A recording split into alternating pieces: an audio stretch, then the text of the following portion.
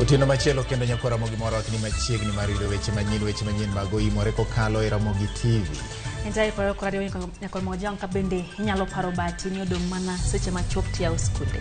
Nyithindo ang'eni koro sani kore gitengo bugegi ma bende samoro ne nangane moro yiech matin dalo gi funde nyo oyudo tich maber. Sani wacho na luenda koka wuok e bugi. Koken no luenda mosedak dweche ariyo. Haya, nyakora mugwaluo ni machiegni ahinya weche go motenre koda yepo mag skunde ma bende timo odiochieng'no makiny. Ka bende waketo wang'o weche go mag siasa bati. Ogai mar Azimio Raila Odinga wacho ni odiochieng' makiny bende gi romo kod oganda mar lalruok ahinya kotenre gi weche ma bende nyocha nogol ewi duoko mar yiero mar higa 2022. Kaito bende piny owacho to bende okowegi mayot giwacho ni giketo gi tesre en wacho bende waluo machiegni makalo. Wach ma bende ji wacho ka endi ni ji wuoro kama koro piny owacho keto tesre joma winjo bende keto piny owacho tesre. Magi weche manyien. Na tutakuwa na tour ya Nairobi kuanzia airport ya Nairobi na kuelekea hadi CBD, na tukitoka CBD tutakuwa tunaelekea katika uwanja wa Kamkunji tukipitia njia ya Jogoro. Riwruok mar Azimio la Umoja One Kenya Alliance olero ni ikruok osebedo ne romo magala moro magidhi bago kinye bure Nairobi mabende idhi yuore gi Ogai mar Raila Odinga.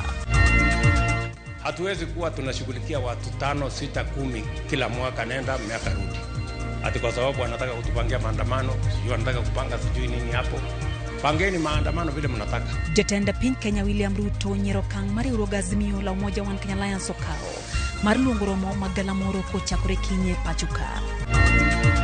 Books bechgi ni malo kato koro school uniform bende kaka jok madhi e grade 6 pok wang'eyo ni to junior secondary chalo nade. Kigone gi bei bende ginyisi ni life imekuwa ngumu kidogo. Jonyuol kod jopuonjre chapni kagi kacha ka odong mana seche manok to yao thoth sikunde ma pachuka odiochieng'no makiny.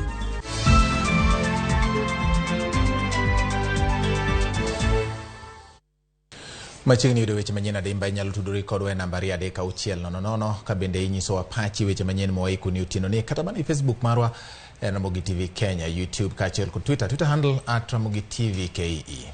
Warwakini machiegni nyakora magaji wang' wantiere kanyo gi Winnie Adoyo ma en jaloko marwa. Machiegni. Nyinga en George Bati. Nyinga Lydia Ukeo. Jatend piny Kenya William Ruto ose agenda makweth mar Azimio la Umoja One Kenya Alliance nigo mar bago romo mar oganda e pachuka.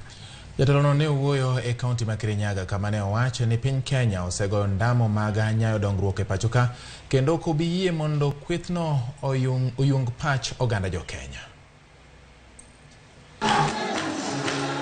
E nyasi mar dukero kamano manobagi alap makerugoya e kaunti ma Kirinyaga. Jatend piny Kenya William Ruto seoromo magala moro mechan bagi kweth mar Azimio la Umoja One Kenya Alliance kowacho ni bago romogo ok bimone dhi mbele gi tiyo ne oganda jo Kenya. Hii Kenya tutaiunganisha iwe kitu kimoja, tutaweka uchumi mahali pazuri, na mimi siwezi kuruhusu ati watu wachache waende kona pale ati watupangie njama ya kututisha, ati wanatupangia sijui maandamano, ati sisi tuwache kushughulikia mahitaji ya wananchi wa Kenya, ati sisi tukuje hapo ati tushughulikie mahitaji yao. Ruto nyiso jo Kenya ni kik bed kod luoro komedo ni okubiye jogo man kod dwaro magi giwegi kik it oganda jo Kenya. And I want to assure the citizens of our great country that this country will never again be a hostage to blackmail of a few people chasing personal selfish interests at the expense of millions of people in the Republic of Kenya. Jatend piny Kenya no golo siem ne jogo mowacho ni omako sekta mar pur mafuanda kata cartels ma ochichgo ni ema osiro rombe mag Azimio la Umoja yoro menda ahinya to bang' piny owacho chako kedo kodgi kendo kirogi oko e sekta no. We will unite all our citizens irrespective of how they voted so that we can put to shame those who have the habit of using blackmail and threats to secure their personal family interests at the expense of the interests of the millions of Kenyans in our republic. Jalup jatend piny Kenya Rigathi Gachagua osingo keto kweth mar Azimio la Umoja One Kenya Alliance ewi koki kosingo chiwo arita mager ne tend William Ruto. Enda tafuta wenye walikuwa wanakuunga mkono, wachana na huyu rais wetu. The president is busy, he has work to do. Oganda jo Kenya koro keto wengegi ewi kaka kweth mar Azimio la Umoja One Kenya Alliance dhi bago rombego kata bang' tend piny Kenya singo keto gi ewi koki. E kinde ma jatend piny kod jalupne ne wuoyo kamano, jotelo mag riwruok mar Azimio la Umoja omako chung' motegno ni romo margi makiny Kamkunji dhi timore kaka osechane, kendo gichano mar loso ewi weche motenore kod yiero mokalo kanyakla kod weche mamoko mamulo piny Kenya. Kaka jafong mar Walter Nyambaga leronwa kweth mar Azimio la Umoja One Kenya Alliance chano romo ne ogai mar Azimio la Ramogi Odinga kanyo alap mar JKIA nyaka gidhi tere nyaka Kamkunji nyakora Mgajuang kama bende koro gidhi bagi romo magalamoro. Kagiloso Jaramogi Odinga Foundation e boma Nairobi, e kweth mar Azimio la Umoja One Kenya Alliance kotele koda jakom mar ODM bade ma Nairobi George Ladwa okonegi setimo ekruok makare ne romo ma Kamkunji midhi tele kod ogai mar Azimio la Umoja One Kenya Alliance Raila Odinga. Na tutakuwa na tour ya Nairobi kuanzia airport ya Nairobi na kuelekea hadi CBD, na tukitoka CBD tutakuwa tunaelekea katika uwanja wa Kamkunji tukipitia njia ya Jogorod na njia ya kule Starehe ili kuweza kuhutubia wananchi wetu. Romo no madhi chakore la parndeke ma Jomo Kenyatta Raila Odinga anatosha kagidhi achiel kachiel nyaka Kamkunji. Kweth no chano romo ne ogai mar Azimio kowuok e lap mandeke ma JKA kendo dolo kona Mudhurwa nyaka lap ma Kamkunji. Azimio bende okwayo bila mondo yuchi warita kwe ne romo margi ni maromo no en mano mar kwe. Na mkutano wa kesho ni wa amani, na pia hatua yetu itakuwa ni amani, hatutakuwa na watu wa kuleta fujo ama kuleta makelele. Kwa hivyo tungetaka pia police ambao watakuwa na tupatie ulinzi, watupatie ulinzi wa kutosha, kwa sababu hakuna mtu atakuwa na vurugu ama hakuna mtu atakuwa amepanga vurugu. Na vile meya amesema kwamba kesho tunatarajia kwamba askari wapeane usalama safi kutoka JKIA paka ruti yetu nzima paka tufike Kamkunji tumalize mahutubiano yetu kweso. Azimio la Umoja wacho ni romo gino chano rango matuto kang magibiro kao kalore kod duoko mathinyore magiyango ni Raila Odinga mano yombe yiero maduong' mokalo. Failure of democracy and the electoral system is going to drive this country into 1-1-1 and gin. In 2013, we moved from the wolf in Izakasan into the hands of the fox in Chebukati. And as a result, Chebukati has made this nation suffer political oppression, economic exploitation, and social degradation. Gijio ganda mondo bedi achiel kaka yor manyo dongruok e yor kwe kod dongo demokrasia. Sisi wote ni wa Kenya na Kenya lazima itoshee sisi wote. Hakuna Mkenya nusu, hakuna Mkenya kamilifu. Sisi wote ni wa Kenya. Walter Nyambaga, Ramogi TV, Nairobi. Kapod wan mane weche go mag siasa nyakora Mgajuang wang'ie mago motenre kod weche go mag yiero. Aput manono commissioners mag IBC kindo kendo e chenro mage mag timo nonro ne commissioners ang'wen go. Jal bura Agri Mchelule dhi telone apudno e winjo neno mar manen jakom mar duol mar IBC Wafula Chebukati kod commissioners mamoko Abdi Yakub Gulie kod Boya Molu. Apudno nono commissioners ang'wen ma itudo gi ketho chike matao yiero. Kata kamano commissioners Juliana Cherera, Justus Nyang'aya kod Francis Wanderi ande osegwe tao ka commissioners commissioner Irene Masit ema koro dong' kapod nyagore gi bura ma kamano.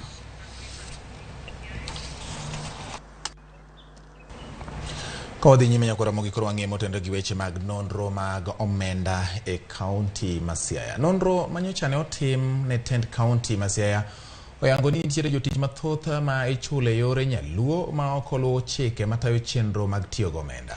Aput mayande ochoi Governor Masia James Orengo mondo mi onon kaka ne tiyo gi omenda sirikano ofwenyo ng'ikruok koda ka sekta mamoko moriwo koda ka chenro mar chiurak sekta mar thieth mayango ni yath lalie e kind mamoko. Banka otelo kaka gavana mar kaunti ma Siaya tok yiero maduong' mar 8 higa mokalo. Gavana James Orengo ne obedo kod chich kaka ne itiyo kod omenda mag kaunti kendo chugo aput mar timo nonro. Duoko mar nonro mar aput manochuogi mondo non kaka omenda ne osebedo ka itiyo godo e kaunti ma Siaya e kinde mokalo oyango mibadhi, ywaruok e kind bede migepe, jotije manyawawa kod yomyom e yore mag tudruok e kind jotelo kod jotich mag kaunti mane othiro chenro mag kaunti. E wi kaka mibadhi e weche mag orak e kaunti ma Siaya ne otimonewa, lipodno oyango ni weg orak mane otiyo ne kaunti ma Siaya ne ochulo omenda mani malo moloyo mane oketie bajet. Moko bende ne ochul kata obedo ni omenda go ne ok oketie bajet. Migawo mar omenda oyangore ni ne ong'wano ting' mag chulo weg orak kendo mayo teko bede migepe mane ochiwore gigo. Jomoko ma ok owinjore bende ne omi teko mar thurore e lai mar chudo mar IFMIS kendo timo miganga e laino ka obok mayango kaka chudo mag IFMIS ne ota bende ne onge. Duoko mar lipodno luwo ni gope ma idendo ni pending bills ma kaunti ma Siaya ne pok ochulo e giko mar higa 2022 gin $1,000,000, $1,248,598 gotonglo 32, ka $463,161,10 gotonglo 13 gin mag tije mag dongruok, ka motenore kod tije mapile pile gin maloyo $573,000. Lipodno bendo yango mibadhi mamoko kama oting'o tiyo kod obok manyiso nengo mag mwandu ma ichwalo ne weg orak ma idendo ni LPO, ka obok mag LPO mokalo achiel fwenyore ni tiyo godo e chulo chudo achiel kaka yor chiwo rot ne mibadhi kalai moriere mayango kaka ne itimo chudo bende ne onge. Lipod apudno yango ni nitie ongoke ma weg orak mane dewe kaunti ma Siaya maonge orak mora mora mane bayogi, kata malo 70 mag gope ma piny owacho ma Siaya pok ochulo gin mag ongoke go. Kaluwore kod cheche yore mag chudo, duol makedo kod mibadhi e pacho ka EACC kod bad migawo mar obila mag okwach kich DCI osechako timo nonro e wi omenda maromo $780,000, 697,079 gotonglo 35 manochul e yo makelo chich, ka maromo $296,000, 21,528 gotonglo 75 ne omi jotich kaka balang' kane gidhi oko mar apis midendo ni impressed. Bende oyangore ni e kind tarik 1 dwe mar 7 nyaka tarik 29 dwe mar 9 higa mokalo, $25,167,233 gotonglo 75 ne olodhi aguch omenda ka iwacho ni ne itiyogo e tayo tiegruok ne moko kuom apisas mag kaunti, gino ma EACC kod DCI bende pod timonegi nonro. Mamoko gin $159,200 ma bende nochule yo makelo chich, ka $9,236 mamoko bende wachore ne ochul jotich mag od bura mag kaunti ma Siaya e yo ma ok ler. Kaluwore ni chik oketo kaka bede migepe mag kaunti winjo bed ni tiyo, lipot e wi weche mag omenda ma Siaya oyango ywaruok ma piny e kind board mandiko jotich mag kaunti kod bad migawo mang'iyo chal mar jotich midendo ni HR, kaluwore ni HR ong'wano tije ma board mandiko jotich ema winjo bed ni timo. Bende oyangore ni nitie jotich e kind 4,000 kod 5,000 maonge kod namba mayangogi kaka jotich mag kaunti, kendo gin ichulogi aching' kama wachore ni onyayo mibadhi kokalo e chulo jotije manyawawa. Bajet od bura mar kaunti ofwenyore ni owano ting' duto mag loso bajet, kata obedo ni ting' ma chik omiyogi en puodho kendo neno ni giketo wang'gi kaka piny owacho mag kaunti tiyo kod omenda ma osepwodhi. Apisa maduong' e migawo mar omenda bende oyangore ni osebedo ka donjore e weche mag bajet, ka dwaro nitie mondo ochuog komiti mongirore mabiro tayo chenro mag bajet. E weche sekta mag thieth ofwenyore ni nitiere jothieth ma lwetgi boyo kendo makwalo yedhe ma winjo kony godo jotuo, gino ma osemiyo nok mar yedhe otimo sidi e kaunti ma Siaya. Nonro no bende oyango ni yore mag tudruok mag mbui e ute mag thieth nyap mokalo, ka nonro mag jotuo bende ok nyal yang malong'o. Kaluwore kod duoko mar lipodni, ting' koro dong' ne Gavana James Orengo ma bende ne en seneta e kinde telo mokalo, mondo ket lai mopuch mar keto kaunti ma Siaya e opara mowinjore. George Bati, Ramogi TV. Bati aneno ka penjo mori penjo ka nitiere janeno ma penjo ni to be yedhe gi kwano bende gi jo Siaya. Ng'eyo poka ok ng'eyo koro wachmani kuom joma tiyo thieth madiponi lwetgi nyalo bedo maboyo kendo lodho yedhe to dhi chako uso ne jopiny. Gin bende gin jo Siaya kaunti. Nikech kaunti thothne ndiko ata malo 70 mag joma indiko e kaunti gin jo oganda mag gweng'no, to ok ang'eyo ni ata malo adi mag jothieth ma indiko mawuok Siaya, to kwang'eyo malong'o ni gin joma gihie nyaka poni kotim nonro moyud gi nonro margi, koro bro wacho ni ng'ane moyud ni chuo lwetgi yedhe ma Siaya. Ang'eni boluora nonro no Bati, nikech aneno ka penjo wuok ka mokalo, ka bende paro moko wuok ni to kaunti no kelnowa, to kendo wan ma kendo wachako rojo chenro mag tich mar kaunti. Wada Nitiere ngero moko ma joluono goyo ma samoro nyalo poka kodonjore maber ahinya. Wadhi e skunde. Yaw skul kiny koro nyithindo yud rieko Lydia mondo piny obed jok ma olony ma chieng' moro ok nyal chuo lwetgi e mwandu mag jopiny ma jokony jopiny. Ramogi skunde duto mag primar kod sekondari ochakre odiochieng'no makiny. Odiochieng' makinyno kata kawuono ni jonyuol kod joloko ohand gige somo ne ochapni maka gi kacha mar neno ni ikruok obedo makare ne jopuonjre. Moko kuom jonyuol to ywak ewi pek mar ngima ka jo ohala moko bende koro wacho ni nyiewo dok piny mokalo wang' ni kipimo gi kinde mamoko. Jafwambo marwa Judith Omondi noluwo wachni kendo miyowa lipot machalo kama. Sikuku orumo, rusa mar dweche 2 koro chopie giko, kendo odiochieng' makiny jopuonjre ma opogore biro dokie kuondegi mag somo bang' tieko rusa mane lachie mokalo e kalenda mar somo ma higa mokalo. Higani ma kalenda ne mar somo chakore odiochieng' makiny bende maduong' somo e wang'e kane midhusi mar coronavirus molie pachka. Bende jonyuol oseketo ikruok makare kata bedni ne gin kod thuolo mar timo ikruok duto kuom dweche 2. Wawuotho e kuonde uso buge, kuonde uso uniform nyaka e kuonde uso wuoch mar rango ikruok madhi nyime motelo ne donjo mar jopuonjre go e skunde chakre odiochieng' makiny. Thoth jonyuol mane otwak kod Ramogi TV ywago omenda mar gik moko ma oidho, wach makoro duong'o kata mana chunygi e nyiewo gigo duto madwarore e skunde. Sali koro ji wuothe town piny gi malo kwadwaro buge bechgi oidho. Alafu serikal bende oketnwa ni buge mane monego beni tiyogo. Pesa onge to bech gik moko ni malo ma koro ok wanyal ng'iewo. Koro books bechgi ni malo kato koro school uniform bende kaka jok madhi e grade 6 pok wang'eyo ni to junior secondary chalo nade, idwaro ang'o gang'o. Koro jonyuol wan matek sana e seche makamagi.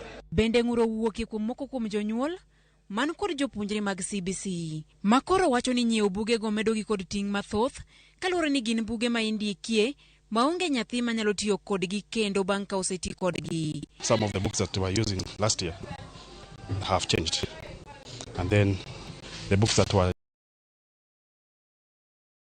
some of the textbooks that we were buying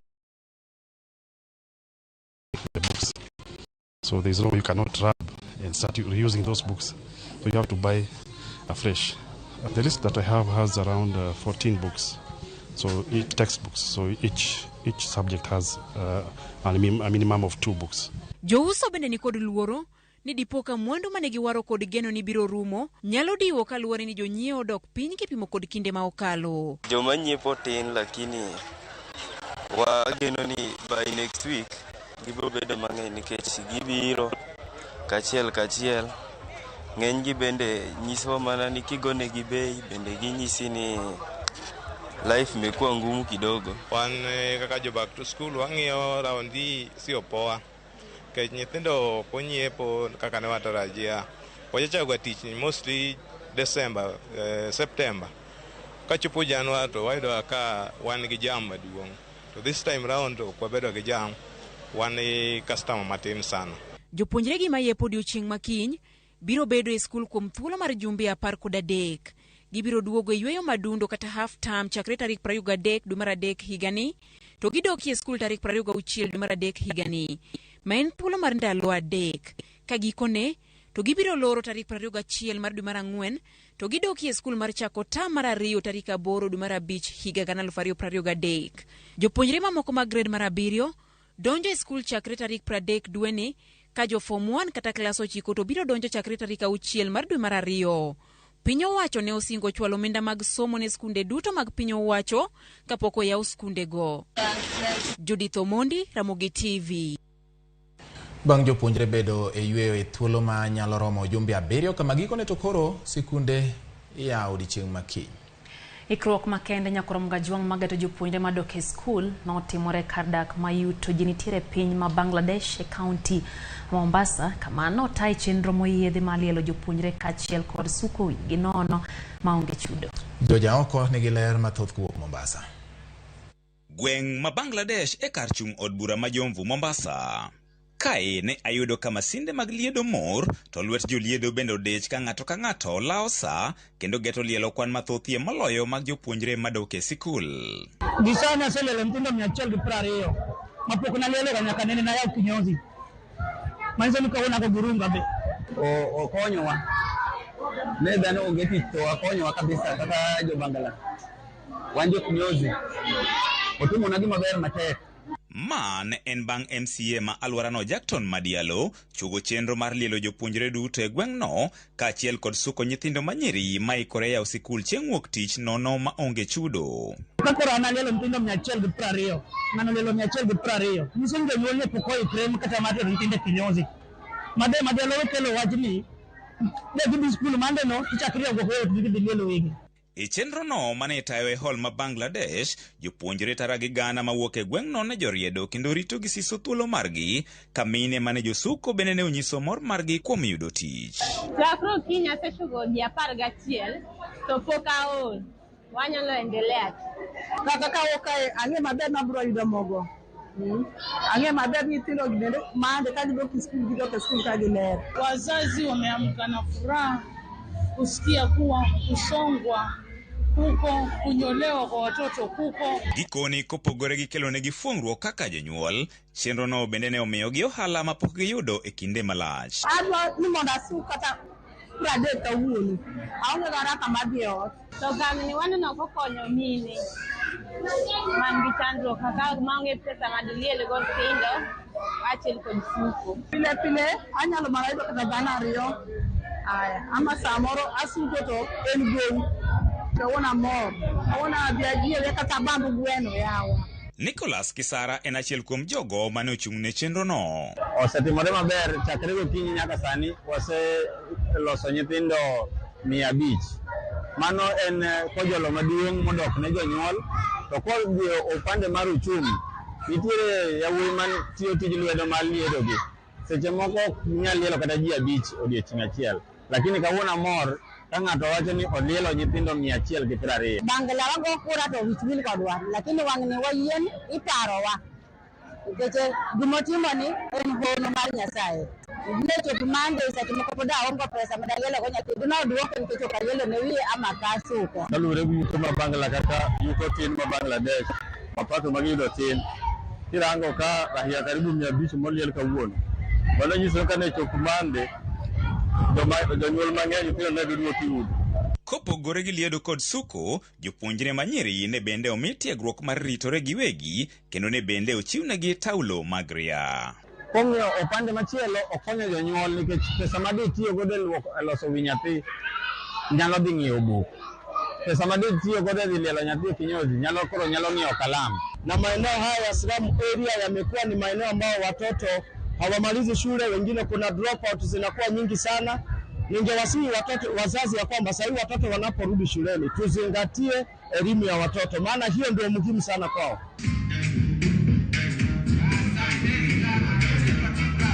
George Aoko, Ramogi TV, Mombasa.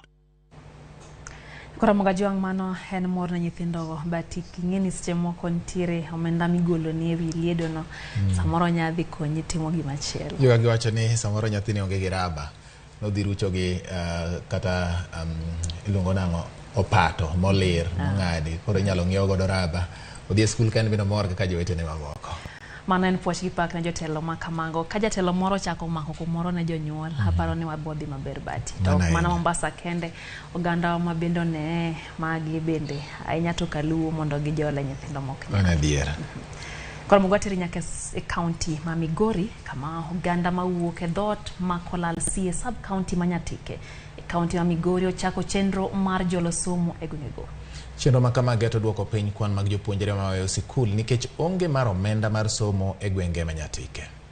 Wayudo ripod no koya kuom jafwambo mara ma Migori, George Juma. Lipot mar kweno mar oganda ma ong'ere kaka census mane otim kod duolno ma ong'ere kaka Kenya National Bureau of Statistics e higa mar 2019 ne oyango ni sub-county ma Nyatike e kaunti ni ma Migori nitiere kod kwan mathoth mag jopuonjre ma bende koro weyo sikul kapok otieko e atamalo 21.6. Lipot ni bende yango ni jopuonje manyiri maweyo sikul kapok otieko ni atamalo 24.1 ka ipimo kod mago ma yawuoyi men atamalo 18.3. E okang' mar duoko piny kwan jopuonjre maweyo sikul kapok otieko e gwego mag Nyatike, oganda e dhoodno mar Kolalsi maidore e sapwondo mar Nyatike ka okalo kuom ruokgino ma ong'ere ka Kolalsi community ochako chenro mar jolosom jopuonjre e gwengego. Adi mang'eny mane omiyo organization ne wachako organization ni koro kanyo waneno ka nyithindo dwa drop matin to wamanyogi kendo warwakogi e iye ka wapogonegi matin to nyaka sama wawuoye kod ni figure mane oko modrop oko ok wane. So saddening ni nyithindo especially manyiri kata machuo drop out. Jomachuo sana sana gi drop out ne weche mag gidhi e ngware, jomoko be dhi e gold mining nikech kaluwore gi poverty level ma pod ni malo. Gitimo mae yor jiwo jopuonjre kaachiel kod chiwo omenda mar somo kata basari ne jopuonjego wuok e familia manuengo gitin. Bedo kwa chandore mondo kaka nyithindo yud fee madhi e skul. Koro nwabedo piny kaka nyuola mar Kolalsi wawacho ni mondo wakony nyithindo en ni wabedo piny mondo wagol gimoro matin mondo support go skul mar nyithindo. Iyudo ka gweng'wa ka nyiri mosomo pod tin. Dwaro ni malo omiyo nwachak wang'eyo ni koro higane wang'e nyithindo ma nigi dwaro kabisa manidi mondo mi emwa yudnegi pesa moro. Jakom mar Kolalsi community Ochieng' Ngoya wan jopuonje mathoth koro weyo sikul nikech giwuok e familia ma ochan ka bende momiyo gikawo okang' mar biro kod chendone mar jolo som jopuonjrego. Kwayo jothurwa ne gi kawo example mar unit mamalo mar Kolalsi mondo jowa mamwalo kata obed kolal mapiny mwalo ndiwa obed kolal maneko every unit obed kagi ng'eyo wach somo. Gichako gini e yor somo kendo aparo ni kaka gidhi kode ni gidhi nwa joma ok onyal, nyithindo ma ok nyal kata manyalo malok kor gweng' ma gweng' bed maber. Oganda giwacho ni ber ka piny owacho mamalo kaachiel kod mano mar kaunti bende koro medo omenda maketne bajet mar jolo somo mag jopuonjre.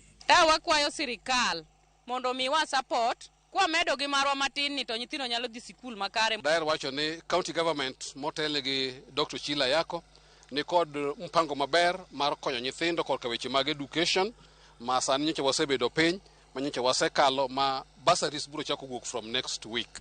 Oganda e dhoodni mar Kolalsi koro osebiro ka choko omenda ka bende bang' choko omendano ema koro ging'iyo ni jopuonje marom nade modoro kony aso omenda ni ipogonegi. George Juma, Ramogi TV, Migori. Kromo ngenda ka 27 bang' saa 3 mar otieno chendo eno imorero kamano kuom medo kete mana ka Ramogi TV. Ima bende yoronwa ote mari kinyiso wapachi weche manyien ma wan godo dhiambo ni poj gi pak kendo lidio kang'eni bathe kanyo endo nitiere joma dipono sadiro na ote magi manyiso wa kaka weche manyien chopo. Bati Uganda golo pachi kaka aneno kanyo ka Engineer Lazaro Kanyambok to wacho ni jowa mondo koro oyaw wangi kendo onen matut. Whistleblower kata jago firimbi cha samoro nyalo mana bedo game kata tugo moro ma jomoko tugo nwa mondo mi dongruok mosechak Nyanza ochung'. Openjo ni mata ng'omiyo gini bedo mana seche machal kodma kabendo wacho ni koro weyo mondo japaro par pache bati mondo ne kaka yudo duoko mar wachno en owuon. Mano kare. Kasto Bishop Okoto Koyo Wudi Nyasaga wacho ni awinji sigomre awuoro kaka pesa ma hosira nolal siaya koni dongruok to onge mane gin ma en bendo wacho chieng' jakosege wacho ni jakom koro we jopiny bende okwewi gi matin rombe mag jakom kata Raila nyalo kelo lal koro kowe jopiny okwewi gi to gik moko nyalo dhi mayom mondo obed osiep piny owacho. Paul Simita to nyiso kanyo bati ni en jalego Kabura kata kamano akiani en Nairobi kani kecho wacho ni en kinyo kuongo ne baba chopo Kamkunji kendo sai koreyo makare wacho ni odwaro ni owinj gi ite mangato konyise. Okay. Ka endi be naneno ka ji medo ndiko aneno Oimore president no seyier romo magazimio onge gima dhi konyowa godo sani mani luongo ni Osama Japancha kawuok Migori. Frederick Ouma kata Agabo wuod Menadundo wacho kanyo ni entiere Nyakune Got, Homa Bay County, Kanyada. Ramogi TV neno maler kendo wacho ni en kanyo gi mama gi Pamela, osiepne mohero bende okone mos. Wacho ni iluonge ni Dota ka entiere Ndiwa. Wacho ni tiende sani okwayo hayo makare ne jogo mabende dhi skul. Neno ka Collins Odiwuor wacho ni entiere Kenyatta University kendo en bende okete mana ka Ramogi TV. Marisha Wino kantie Nairobi entiere kodwa chendo Jono pia neni kanyo. Wilfred Odera neni kanyo wacho ni entiere ka chendo ni Maro Oimore kendo kete mana ka Ramogi TV. Alan Tindi bende wacho ni entiere Kanyada Nyalkinyi ka en wuode Kanyada Nyalkinyi ka entiere Mbita. To wacho kanyo ni jotelo owitungo wi oganda jo Kenya.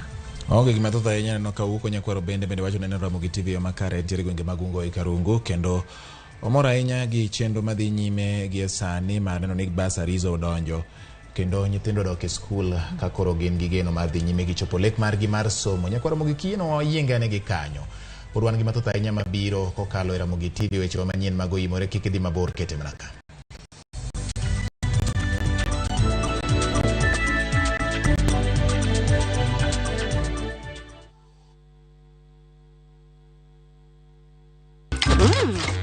I love View Sasa. And for dessert, Let's get juicy! Sounds like a great idea, Gummy. And the fun never stops. What is it? Kids View, best place for your kids' entertainment. That's what I need. A brilliant idea.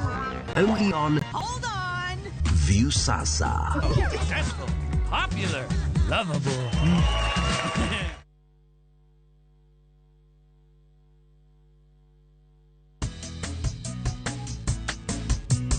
Mimi naitwa Mama Harriet. Mimi natumia Bolt. Hakuna kingine. Bolt ni chap chap. Unapuliza kidogo hivi.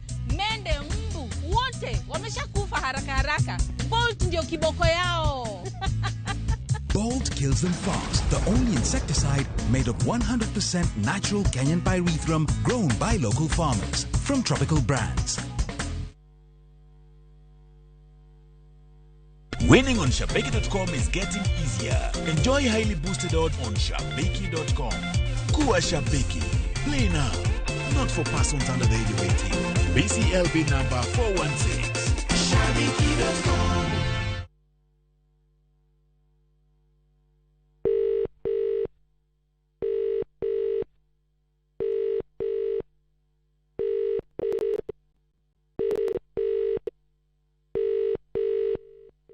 Dial *811 *446# to get ring sound as you skiza tune.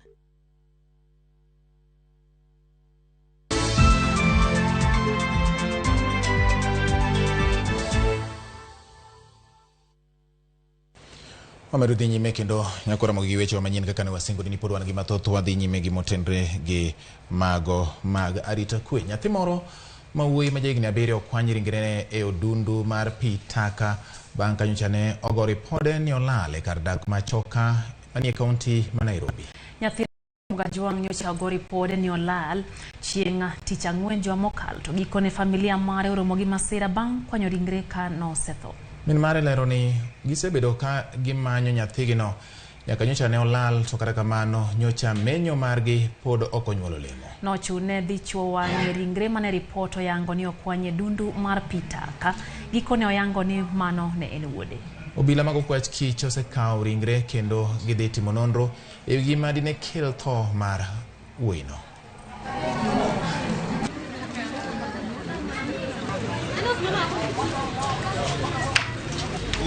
Funga mlango.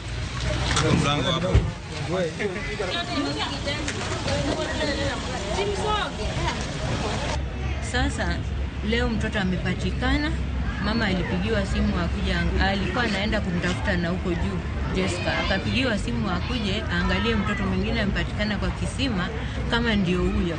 Akija anapata ni yeye kweli. Sasa sisi tunahuzunika kwa kupoteza mtoto Jerome.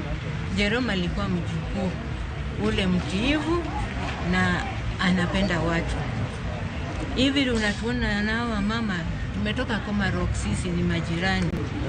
Tuko na uchungu mtoto kutuacha. Hatukujua mtoto atapatikana kama amefariki. Kwa dhia mago mag thieth nyakora mga juang jima kwan gi ok tin ne miachielo keti kuonde thieth mopogore kaunti ma Wajir bang' gamo tuo mar nyaldiema. Nyaldiema manyaka sani osekawo kongima ji 4 Wajir kuno e thuolo mar jumbe 2. Yangore ni osiptal ma Kojolo manyocho seketi e skul Masirba manibwa ma Wajir sani ok nyal konyo jopiny magamo tuono makwan gi medo dhi malo. Migawo mar thieth medo manyo yore mag geng'o tuono kik med landore e alwora ma Wajir.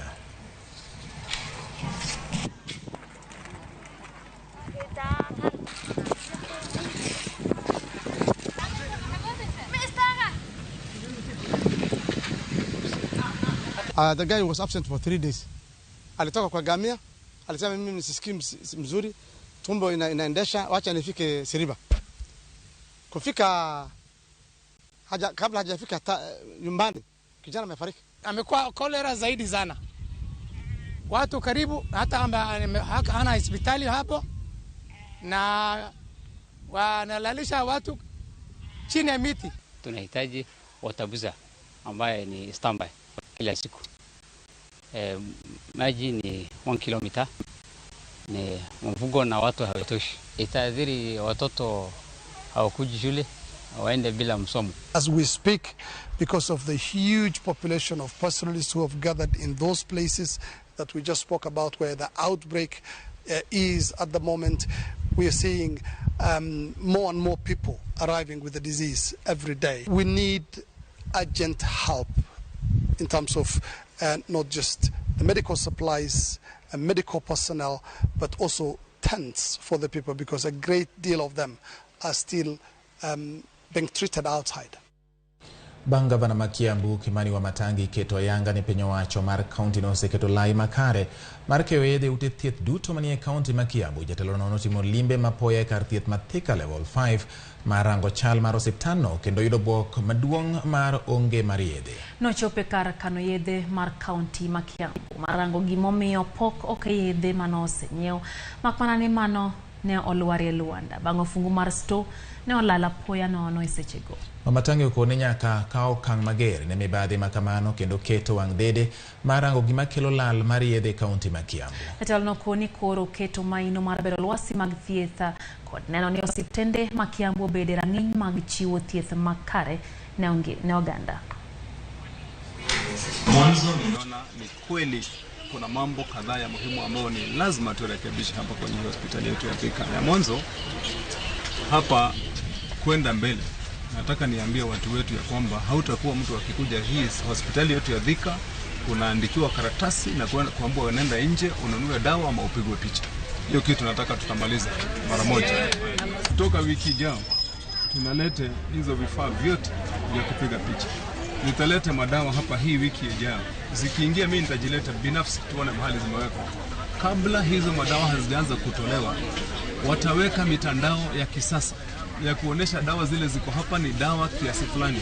Ikitoka inaoneshana ni nani amechukua na imeenda wapi. Ikipungua inajulikana ni nani alichukua. Na ndio nikaongeza kwa mahali ya huduma ambapo mwananchi anakuja, nitaweka CCTV kamera.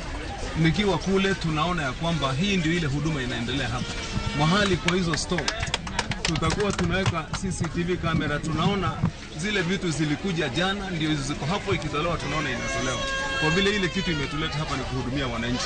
Na ndio nimesema ya kwamba hatukuwa tumeimulika hii hospitali vizuri. Hii hospitali tutaimulika sasa kabisa kwa wazi. Ndio tuhakikisha kwamba ile huduma iko hapa, iko huduma sawa sawa. Bachana note morokai ni oganda wa broye ni county no winjo bed ne gero go oganda to gero regi owuon. Kalore gi lal magik moko bende sani koro thoro bedi thoth counties. Anwada koro ka joma samoro winjo bed ni rito gi makoro chako lokore luchore kodgi. En mani nyathio yie samoro bedo mano yieyo. Kora mogyo mago ma timore apei ni mapacho kaka maduol mochung'ne apaya Kenha koro ywak kalore kod kwan loche mag trailer mating'o sigo mapek gi okadho dwaro mar chik. Kane gichako ayanga pedha e wang' apaya mar mako derepe mating'o sigo ataro mar chik, apisas ma Kenya oyango ni ibiro chiwo kum mar twech e jela kuom higni buora ne joriembo mag loche mating'o sigo mapekgi okalo. Kaluwore kod jata chenro mar kara pimo kilo mag loche mag Gilgil Jackson Simiyu, thoth trela matiyo gi wang' apayano ema oseyud ka ketho chike. Oyango ni apedha manyoro trela maromo 500 ne oyudi ka okadho pek mar osigo mowinjo bed ni giting'o kendo derepegi omaki.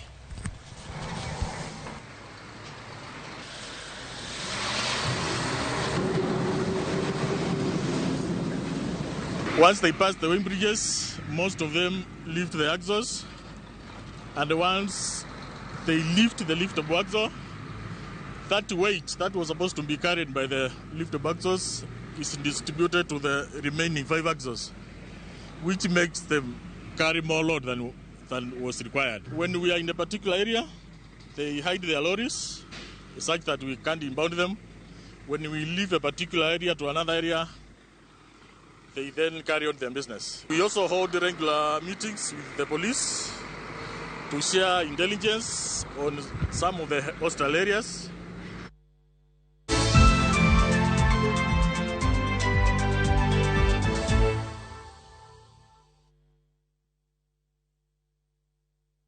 Raundi ya tindi gotigara botaka imenya sai maiga. Ehosori enyira nainde embouke gima. Wa? Biore. Ngasai mbiana chorete.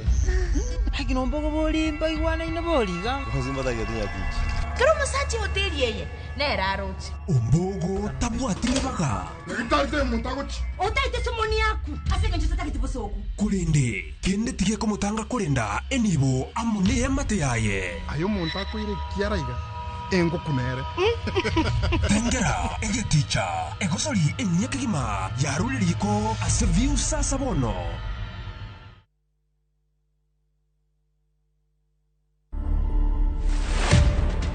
Wanda Chibalonza Muliri is a 16-year-old girl, and she's the daughter to the late Angela Chibalonza. I stayed with my dad since I was young. When I was young, he told me that he used to breastfeed me. Sometimes I used to cry for my mom. You two seem to have a very beautiful relationship. Since I was young, I've been knowing that he's my mom and he's also my dad. I do pray. And one thing I came to learn, life must move on. Ninataka Ebeneza ijengwe juu yako. To watch this story and more, download the Citizen Digital app. Scroll left on the menu bar to the exclusive videos portal. Once here, scroll the videos and find this and many more exciting stories lined up for you. Click on the video to play and enjoy. Kenya's #1 app, Citizen Digital. Wuodh bedo ng'ama miyo ma janyuol thoro bedo gi ilo. Kata kamano, onyalo kelo wich bar mokalo. Maristops Kenya ni kai mar misir e kinde ma ipek, chiwo arita makende kendo bang' konyruok. Kaluwore gi dwaro magi, Maristops Kenya yudore wang' apaya ma Kisumu Kakamega momanyore gi od thieth ma Russia. Opuodhgi kod NHIF kendo giyie chudo mowuok kuom kembe machiwo kumba. Ywa tole namba mar 0800 00 72 000 mondo mi chan romo kata mondo ing'e mathoth. Maristops Kenya, jolony e weche mag thieth mag joma mine. Shabaki's Premier League's jackpot. 6 Premier League's games. Cheza na 8 ball. Shinda 100k daily. Tuma neno PJP kwa 29063. Not for persons under the age of 18. BCLB license 416.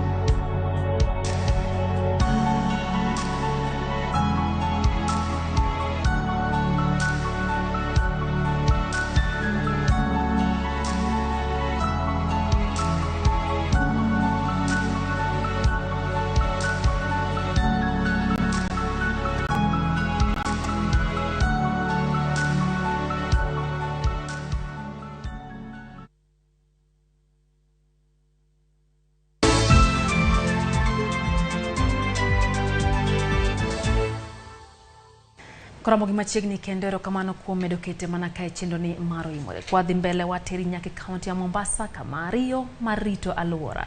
Kachiel kod manyo kibarua nochuno Mesha Kotieno man jadak Madiani chogo lony maloso glass mag modho pi kod mago mag madho divai kotiyo gi chupni mawiti. Kaka jafombo marwa ma Mombasa Joja Oko leronwa tij lweteno sani okelo buonjo ne oganda mathoth makadho nam chumbi makoni glese ma oloso gondisore kendo lombo wang'. Chupni gi gin mago mokwanye kor gwenge to kod kuonde ma ipuke taka ei Diani. Kae Mesha Kotieno chano gi koikore ne chako chugo gi bedo gilase ma itiyo gode modho pi kaachiel kod pi olemo. Wawuothe e ground to wayudo chupa moko manyalo ng'ado ji, manyalo kelo masira moko mag ng'ado ji, to wachoko gi kanyakla to waloso gi glass mimodho godo pi kata wine. Creativity ni e gik mane ipuonjo wa e school. En gino mosebedo kotimo e thuolo mar higni 2 sani e gweng' ma Magutu Diani e kaunti ma Kwale. Masindni molosi gi plastik motiyo godo e keto alama e chupa kama onego ng'adi. Kae orundo chupa gi lwete ewi masindno kaeto ikudhe gi muya maliet mang'ado chupano. Okoni en tich madwaro lony ni mar bang' ng'ade to koro chako rudhe gi sandpaper madiko kuonde mabith magidek ng'ado dho ng'ato matiyo kode. Seche ma wapogo chupa ni didek, piny mare ema waketo wine glass kata water glass kata candle glass, to mediere waloso taya ma joma loso iluongo ni gypsum, light mag maridadi. Koro diere no waloso taya, wanyalo keto snake light, waloso godo taya.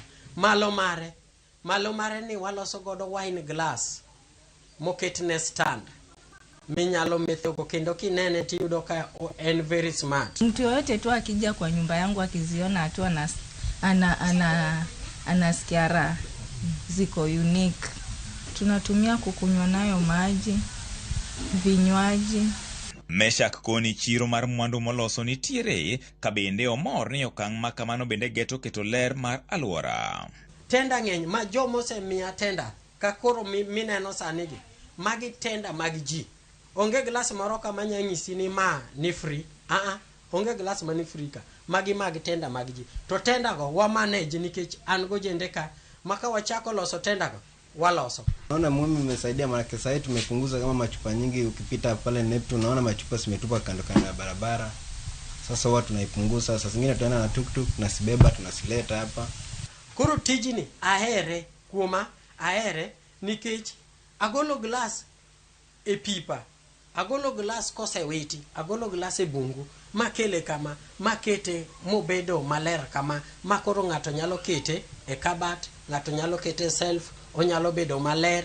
En gino mabende okoni konyo wuode madhi e sikul mosebedo katimo maber to chutho e lony mar somo manyasani midendo ni CBC. Huwa inanifanya nitengeneze vitu huku, alafu nikienda shuleni naweza tengeneza, alafu nikuwe namba 1 ama 2. Koro yudo ka gini busy. Koro kagidoke school gimiyo jopuonj tich mayot nikech jopuonj wacho niya, jonyuol konywa uru, wan kaka jopuonj wagoyo patwa, but un kaka jonyuol umbe timuru patu. Koro pat mara kaka janyuol mai pat koro maketo gi nyithindo. Kuna changamoto, sometimes unapata unatengeneza inapasuka kwa mkono na kukata, kama sasa kuna alama niko nayo hapa kwa mkono ishainikata. Lengo mara en wadwa loso gini obed maduong' kaka industry. Kaka serikal menyo pinje moko mag China ka, e kaka koro wambe wadwaro ni walos girwa ka. Koro kiki gimeny kocha, gimenywa ka. Kaka koro sani wadwoko erokamano ne Ramogi TV nikech gibire ground koro gimenyo waka. George Aoko, Ramogi TV, Diani, County Makwale.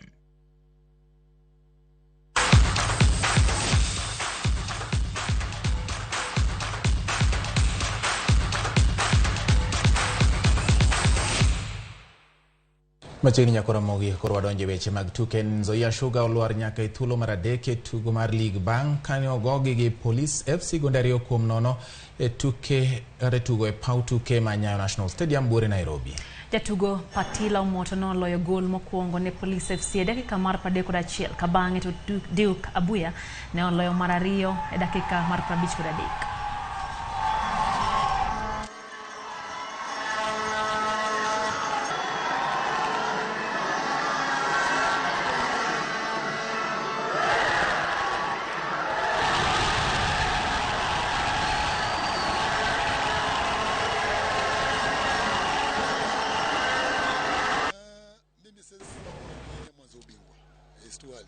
Nasema kuwa yangu ni plani kucheza mechi moja. Baada hii nimalize niangalie na ukuja. Pale finishing pia imetumiza kidogo. Kwa ukiangalia ball tunajaribu kuweka chini ama jamaa pia ni watu wa kuforce na jaribu kupiga. So ukiingia kwa chat yao kidogo imetumiza.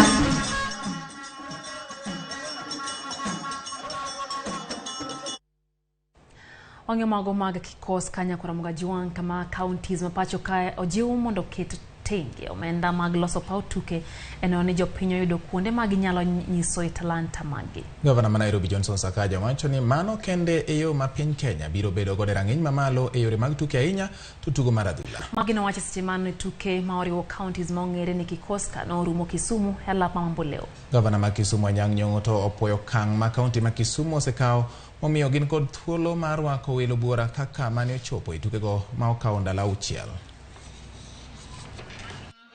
Naona waziri wa michezo pia gavana wako. Asante. City ninaomba uimbe kwa asante wachezaji. Naomba City ninaomba uimbe kwa asante wachezaji. Naomba just to affirm and to thank you for being such a great host, to thank the lovely people of Kisumu County for such, good hospitality, and I hope one of these days we will be able to also host you and to reciprocate your kindness and your generosity. To my colleague governors across the country, sports is indeed a uniting factor in a great economic frontier that we must support as our counties. And very soon, Your Excellency, I'll be inviting you to open new stadia in Nairobi. We intend to refurbish and to completely restore the historic City Stadium, which is now the Joe Kadenge Stadium, to be better than this one here that we are in today. But beyond speaking, beyond the trophies, we're all winners because we all came, displayed our best and exhibited our talents. This is now time to return to the drawing board and start focusing on preparations for the 10th edition of our cities. Team mar volleyball mar KCB noyudo loch mare mar ariyo bang' loyo Prison sets 3-0 e tugo mar liga manogo Kasarani Indo Arena.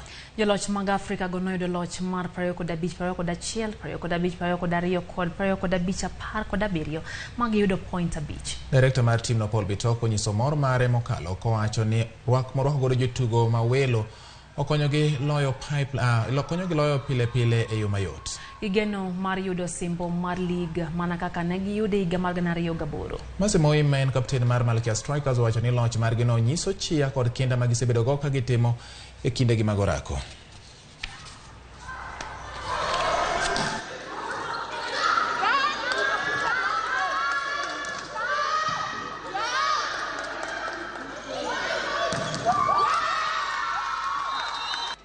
I think we came today knowing that we are playing with a champion. This is our defending champion. We didn't want to take any chance about them.